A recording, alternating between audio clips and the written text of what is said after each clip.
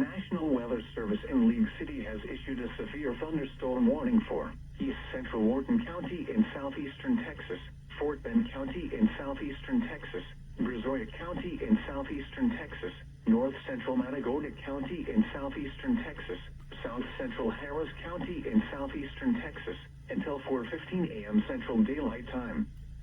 At 3:23 a.m. Central Daylight Time, severe thunderstorms were located along a line extending from Riverstone to near Brazos Bend State Park to near West Columbia, moving east at 35 miles per hour.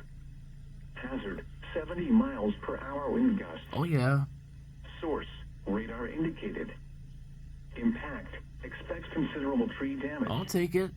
Damage is likely to mobile homes, roofs, and outbuildings.